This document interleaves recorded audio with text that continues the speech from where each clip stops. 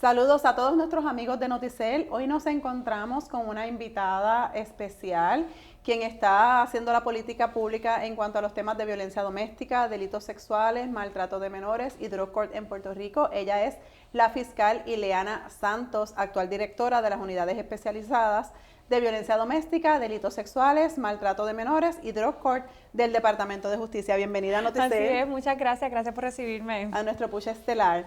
Usted es abogada. Correcto, abogada. Y actualmente está nombrada fiscal. Sí, estoy como fiscal auxiliar en el Departamento de Justicia y actualmente, pues como bien indicó, estoy dirigiendo lo que son las unidades especializadas. ¿Cuánto tiempo lleva ya en el Departamento de Justicia? Llevo 5 años en el departamento y todos asignados a la unidad especializada. Sí. Esa unidad especializada atiende los temas que ya mencioné anteriormente, que son temas, ¿verdad?, donde se defiende el pueblo de Puerto Rico, protege los derechos y representa a las víctimas de delito en este tipo de casos. ¿Cómo ha sido esa experiencia de trabajar en unidades especializadas? Pues ha sido muy gratificante porque ciertamente cuando trabajamos con estas poblaciones, trabajamos directamente con víctimas que necesitan un apoyo especial y necesitan personas empáticas y que puedan trabajar directamente con ellas y explicarles los procesos, y a mí me encanta eso, así que me agrada un montón poder ser parte de este equipo de las unidades especializadas y poder llevar el mensaje. ¿Hay empatía en los tribunales en cuanto a este tipo de casos? Yo pienso que tiene que haberlo. Tiene que haber empatía para poder llevar el caso, tanto de parte de los fiscales como de parte de todos los funcionarios que participan del proceso, porque tenemos que ponernos en el lugar de la víctima para poder hacer verdadera justicia. La Policía de Puerto Rico también cuenta con unidades especializadas. Correcto. Pero no todos los casos de violencia doméstica llegan inicialmente a una unidad especializada. ¿Entiende que en la policía existe esa empatía de la que estamos hablando? Bueno, depende del proceso, ¿verdad? Y del lugar donde se encuentre y surja el incidente de violencia doméstica, pero yo entiendo que la policía está haciendo un gran esfuerzo con sus agentes, ¿verdad?, tanto de distrito como los de las unidades especializadas, para que exista esa empatía y todos los de distrito, que son los que inicialmente reciben estas querellas, conozcan sobre las situaciones de violencia, sobre el ciclo de violencia doméstica y puedan darles el mejor servicio a las personas que reciben. Eso es bien importante, ese ciclo de violencia doméstica, que muchas personas no lo conocen. Para el público que nos está viendo, este ciclo de violencia doméstica, ¿cuál es?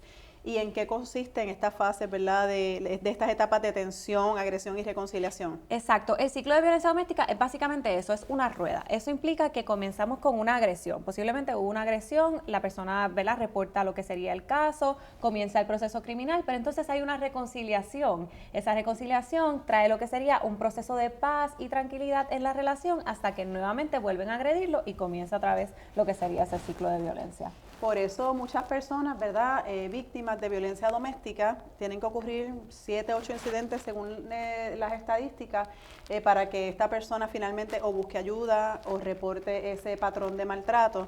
Y muchas personas, cuando ven que una víctima ha vivido múltiples actos de violencia, dicen, pero esa víctima es que es masoquista y le gusta estar sumergida en ese tipo de patrón. ¿Esto es correcto?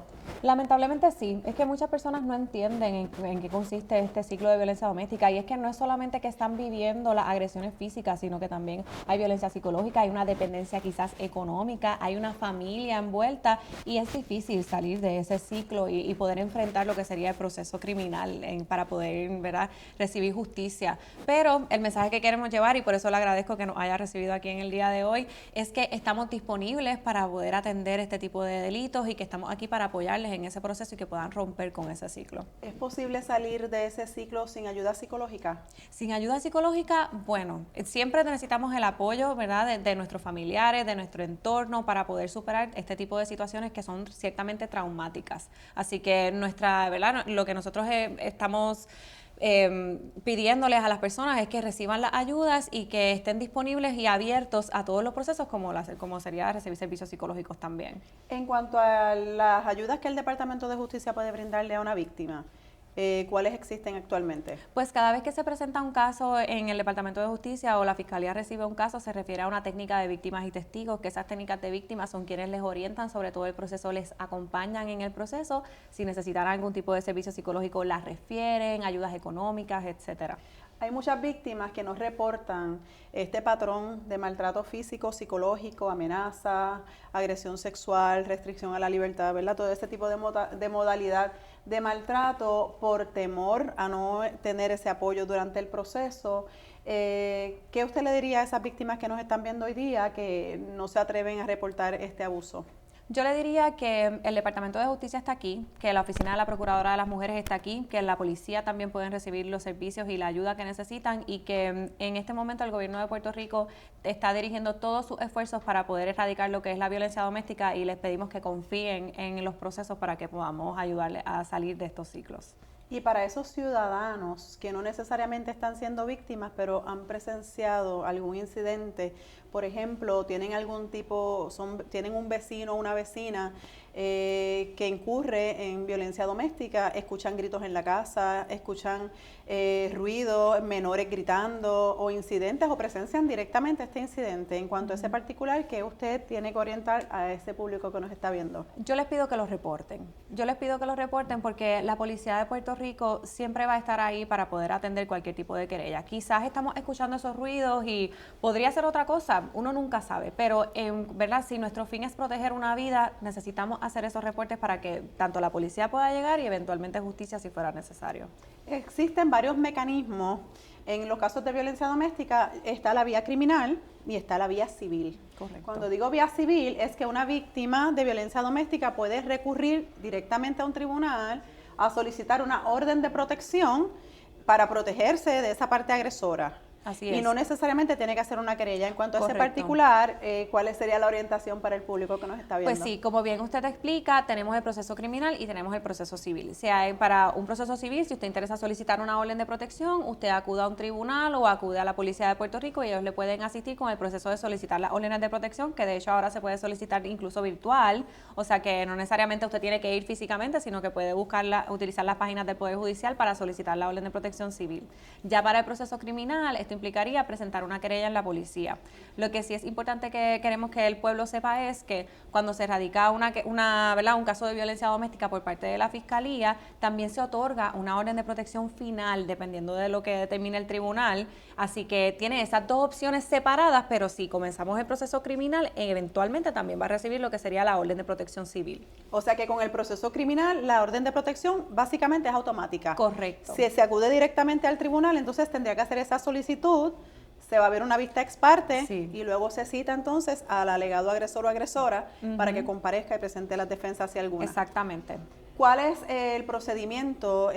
Una persona que está siendo víctima de violencia doméstica y llama a la policía, ¿cuál es ese proceso una vez se hace la querella, ya sea por esa víctima o por un tercero que ha presenciado o tiene sospecha de que se está incurriendo en un acto de violencia doméstica? Una vez se hace la querella en la policía hace una investigación sobre los hechos, ya sea, ¿verdad?, como estábamos hablando ahorita, si llega al distrito de la policía o si llega a lo que sería una unidad especializada de violencia doméstica, pues la policía hace su investigación.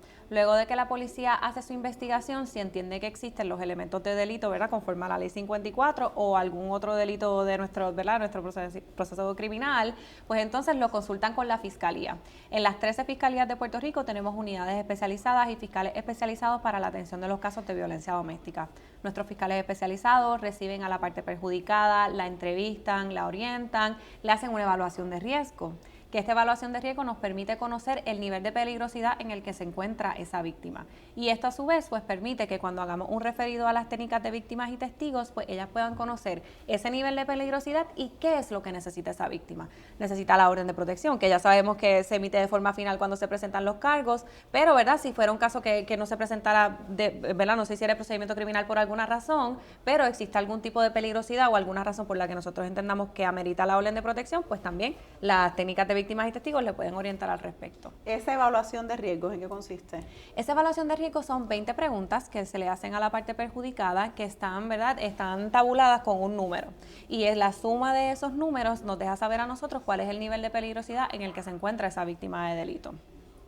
Le pregunto, la violencia doméstica, ¿quién puede ser víctima de violencia doméstica? Todo el mundo puede ser víctima de violencia doméstica, lamentablemente. ¿No importa género? No importa género, no importa el estatus social, no importa dónde se encuentre. Lamentablemente, si usted está en una situación, en una relación de pareja, donde la persona le está, ¿verdad?, menospreciando, le está ocasionando daño psicológico, le está ocasionando daño físico, pues ya estamos en una situación de violencia doméstica y tenemos que buscar ayuda. ¿Parejas del mismo sexo? Parejas del mismo sexo. ¿Relaciones adúlteras? También, todas las relaciones pues están expuestas a una situación de violencia doméstica.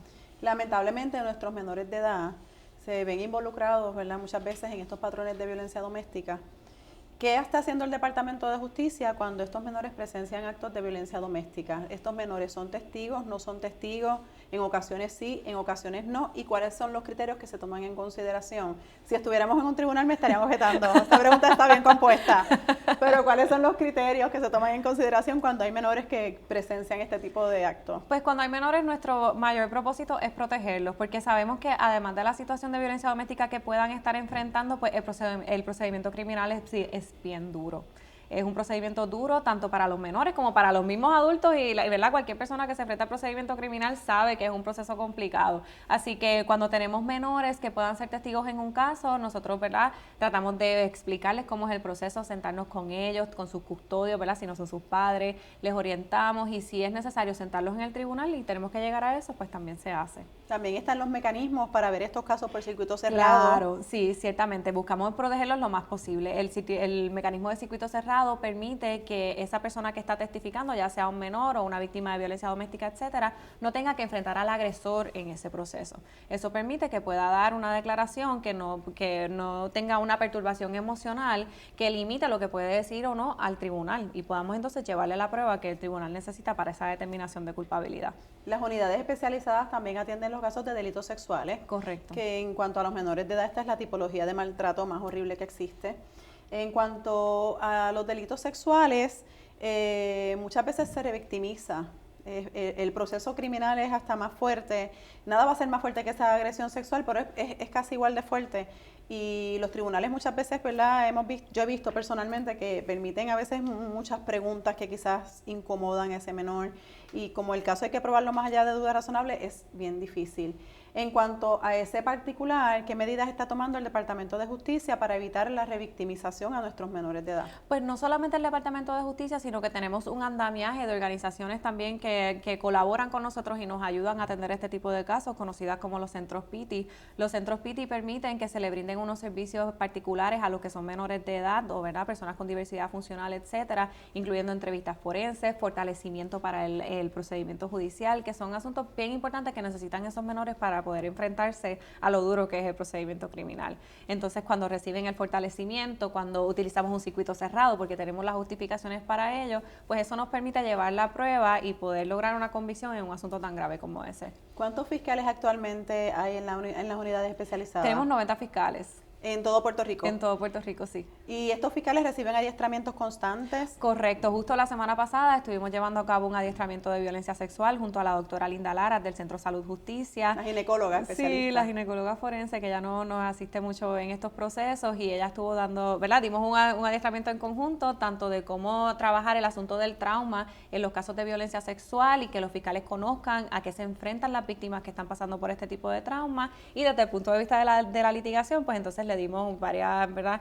Formas de cómo atender estos casos y cómo llevarlos en el tribunal. Un asunto bien importante también en estos casos es que cuando ocurre algún incidente violento de cualquier tipo de delito, esa víctima tenga que acudir a la Policía de Puerto Rico, al Departamento de Justicia, luego al tribunal, trabajadores sociales en los centros PITI, con quizás un perito como sería la doctora Linda Laras y contar ese acto tan horrible del cual fue víctima en múltiples ocasiones. Entiendo que el Departamento de Justicia, este tipo de caso, asigna un fiscal que lo atiende de manera vertical. Cuando digo de manera vertical es que ese fiscal está desde la etapa investigativa hasta que el caso termina a nivel de juicio con una convicción, ¿verdad? O la determinación que tome ya sea el tribunal o el jurado.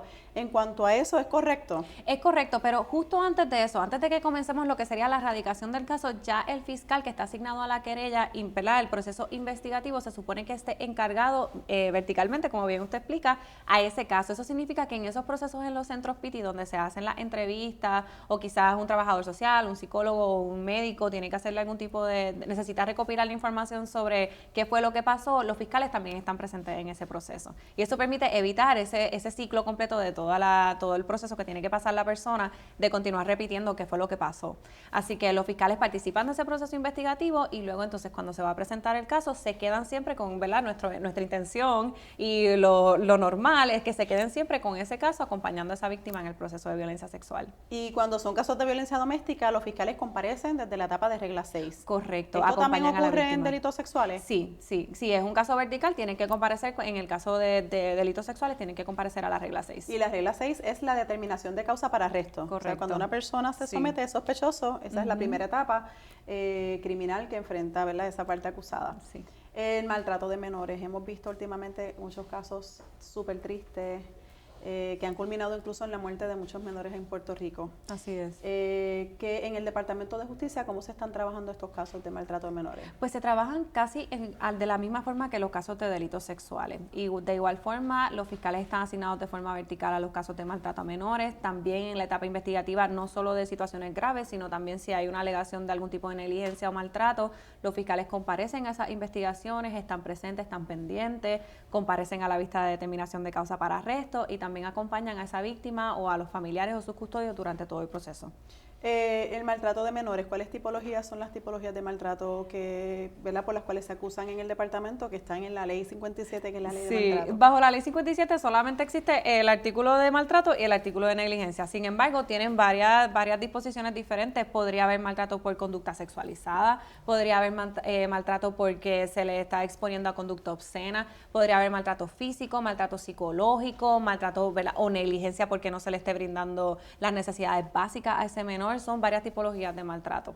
En cuanto a la corte de drogas, Drug Court, sí. Este año cumplen 30 años. Sí, estamos muy contentos de ser parte de esta conmemoración de los 30 años de Drug Court. El Departamento de Justicia tiene un compromiso firme en la participación en el programa y estamos, ¿verdad?, esta semana, ¿verdad?, este mes, como parte de los 30 años, vamos a estar visitando todas las fiscalías para poder llevar el mensaje de cómo funciona el programa y, ¿verdad?, buscar propiciar lo que son esos referidos y que la gente pueda beneficiarse del programa Drug Court. ¿Cómo funciona el programa de Drug Court para ese público que nos está viendo? El programa Drug Court está dedicado a la rehabilitación y lo que busca es que la persona que comete un delito relacionado a su, ¿verdad?, trastorno por consumo de sustancias controladas pueda recibir la ayuda que necesita más allá de un proceso criminal que lo que busca es penalizarlo. Esto está basado en el concepto de justicia terapéutica que lleva ya muchísimos años en nuestro mundo legal y el programa Drug Court lo que busca es que las personas que hayan cometido algún tipo de delito que está relacionado con su trastorno de sustancias entonces puedan recibir los servicios que necesitan y se les archiva entonces el proceso.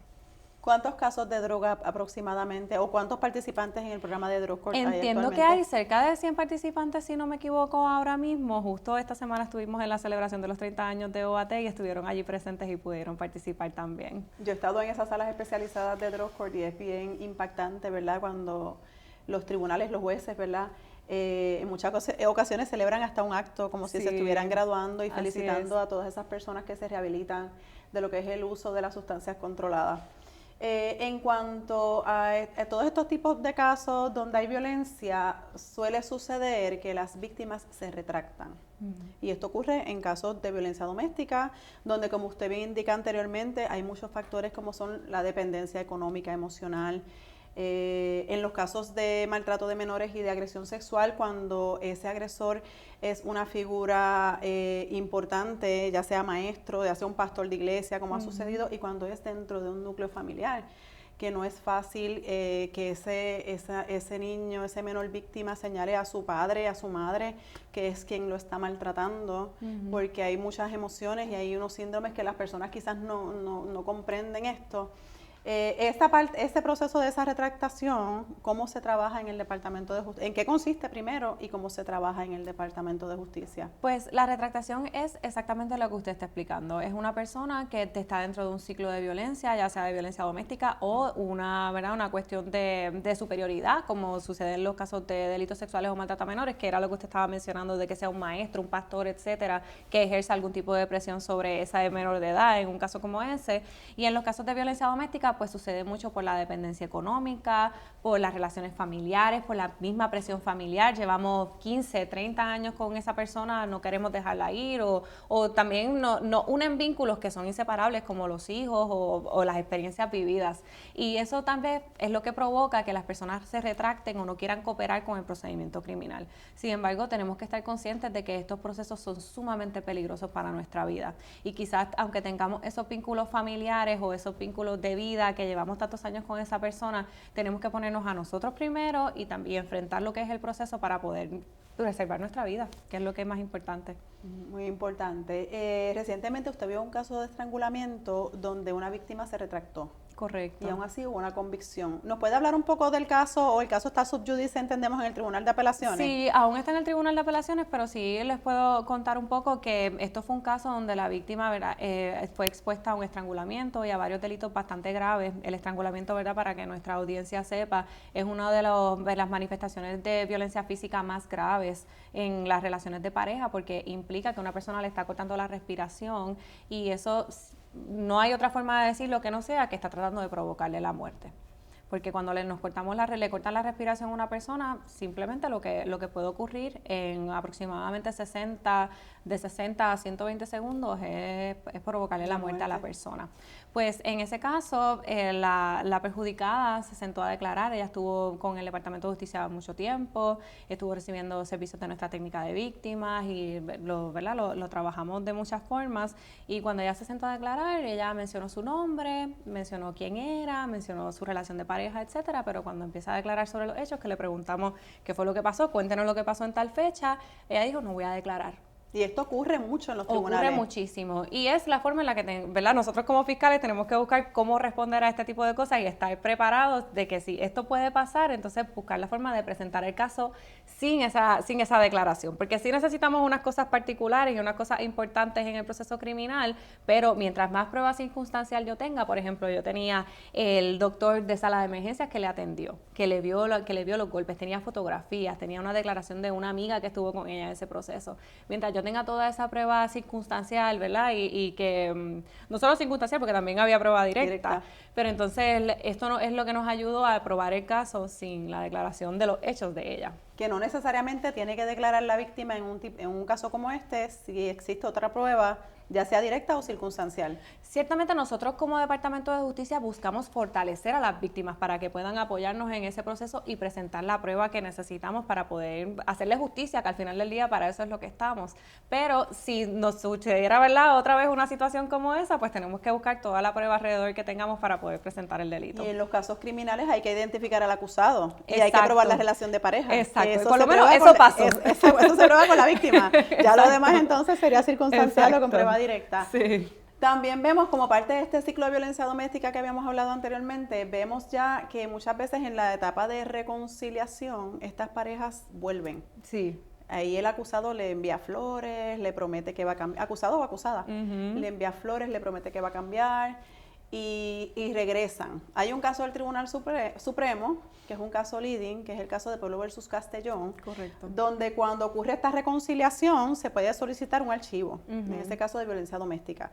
¿Se está viendo mucho este tipo de archivo en los tribunales y qué medidas está tomando el Departamento de Justicia para litigar este asunto de lo que es el archivo de un caso al amparo de Pueblo versus Castellón? Bueno, pues tengo que decirle que ahora mismo está bien difícil llevar a cabo un proceso de Pueblo versus Castellón, considerando que las partes tienen una orden de protección final otorgada por el tribunal. Y eso es uno de los factores que el caso dispone. Bueno, no solo eso, es que no se pueden acercar para tomar las terapias. O sea que anteriormente, como no en todos los casos se emitía esa orden de protección, pues entonces las partes iban a la terapia, etcétera.